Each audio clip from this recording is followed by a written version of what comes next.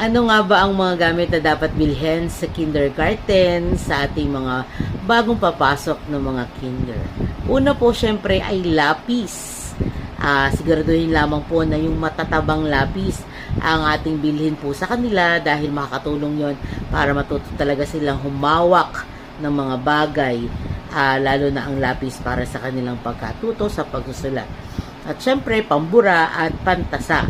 Susunod naman po ay papel na may matatabang spaces ng linya. Hindi pwedeng writing pad, dapat po ay yung matataba ang pagitan ng mga linya. Susunod naman po ay ang notebook. Ang notebook po ay nakadepende kung ilan ang pabibili ng mga advisor po nila or ng teacher nila.